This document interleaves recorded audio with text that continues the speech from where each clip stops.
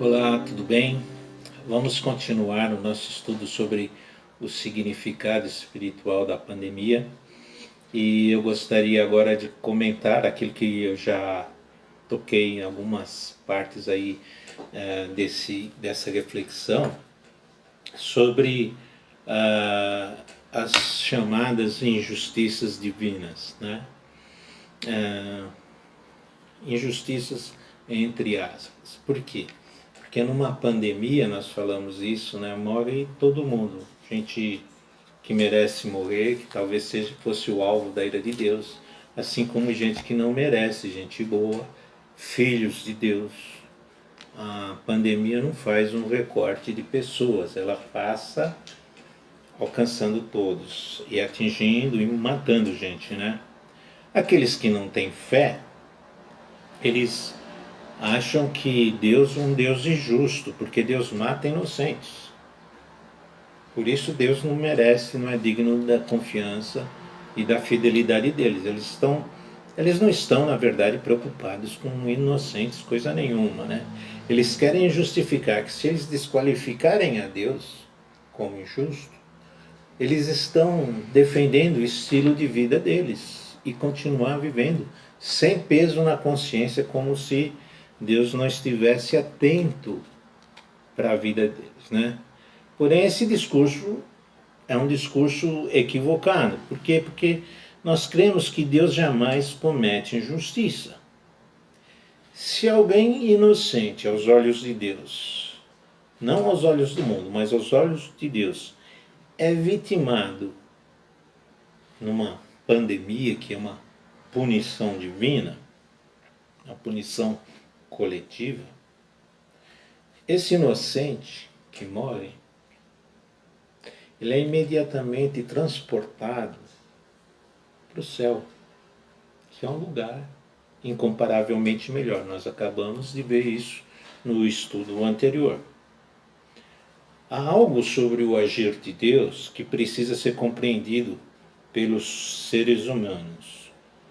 Quando Deus pune um grupo, um povo, uma nação, a humanidade em geral, ele não poupa ninguém, é uma responsabilidade chamada coletiva. E por isso, quando Deus se manifesta por causa do pecado, na ira dele, e executa o seu juízo, tanto justos como os injustos, não apenas os injustos, são vitimados, tá certo? Mas com essa diferença de que aquele que é justo, ele não vai ser injustiçado, ele vai ser levado para o céu e vai estar numa situação melhor. Assim, a morte entrou no mundo. Assim, quando Adão e Eva morreu, toda a humanidade foi condenada pelo pecado. E nós precisamos fazer propiciação. E nós precisamos remover essa maldição, que o fazemos através do fé no sacrifício de Jesus, tá certo? Além disso, Deus não promete uma vida maravilhosa e incomparavelmente aqui, nessa terra. Aqui, a própria palavra, aqui nós passaremos por aflições. Não tem por onde fugir, tá certo? Então nós temos que enfrentar, mesmo pessoas que mais afortunadas, vamos dizer, que passem a vida inteira aqui no bem bom, elas ainda continuam sendo pecadores. Elas ainda precisam do perdão de Deus. Elas ainda precisam do sacrifício de Cristo, tá certo? E nós temos na Bíblia, né, nós temos, por exemplo, os mártires. Quando nós falamos que quando Israel foi levado para o exílio, morreu muita gente. Muitos santos foram levados. Nós já falamos de Ezequiel, nós temos Daniel, nós temos outros santos que foram para o exílio e muitos morreram sacrificados. Ou seja, eles levaram uma vida santa e não viram a bênção de Deus na vida deles. E no Novo Testamento não é diferente, ele fala dos mártires no capítulo 11. Ele fala que os mártires morreram contemplando a fé no futuro. Então, o céu repara injustiças que porventura ocorram aqui. O nosso problema é que quem é levado ao trono de Deus, ao céu, a pessoa de Cristo, está bem.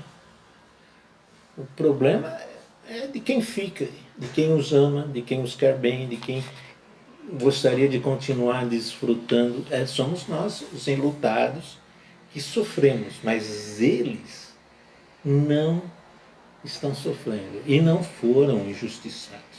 Eles saíram daqui para uma situação melhor, tá certo?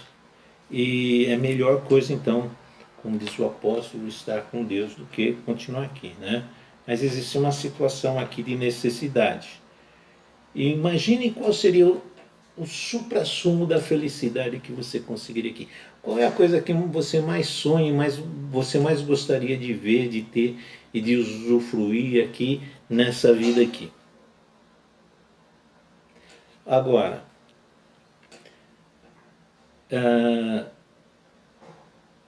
você acredita que é melhor que o céu? De verdade. Você investe todas as suas fichas nessa vida sublimada aqui na Terra. Percebe? Nós queremos o céu e às vezes nós colocamos o céu como um plano B. Bom, quando eu sair daqui, a melhor alternativa que eu tenho é lá, porque a outra é o inferno.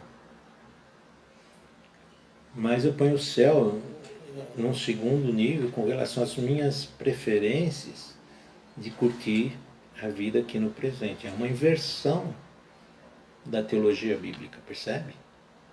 Daquilo que Deus tem planejado por nós. Agora, se você pensa que a vida é o melhor de tudo que você pode ter nessa terra, a pandemia é uma intromissão, né? É uma intromissão e aí Deus vai atrapalhar, vai interromper aquilo que você está investido como vida boa aqui. É por isso que existe uma revolta hoje. Se você for falar em Deus numa pandemia, as pessoas irão ficar revoltadas, porque está havendo uma interferência na vida delas. Por isso que o pecado é a grande maldição a ser lidada. O pecado é a grande situação que tem que ser vencida, para que quando estivermos na presença de Deus, estejamos bem. Se não formos para a presença de Deus, é isso que deve nos deixar preocupados, tá certo? Então eu gostaria de interromper aqui e você pensasse um pouco nisso, que Deus, ele não é injusto. Mesmo quando ele tira um crente, um mártir, e leva para o seu trono, para a sua existência, para a nova ordem que ele está criando, ele não está sendo injusto. Ele interferiu nos nossos planos. Aquela pessoa não teria nada melhor aqui, não realizaria nada melhor aqui, não receberia nada melhor aqui do que ela vai ter estando no céu com o Senhor Jesus. Amém? Você crê nisso? Pense nisso e olhe sobre isso, e aí nós partimos para uma conclusão geral, tá?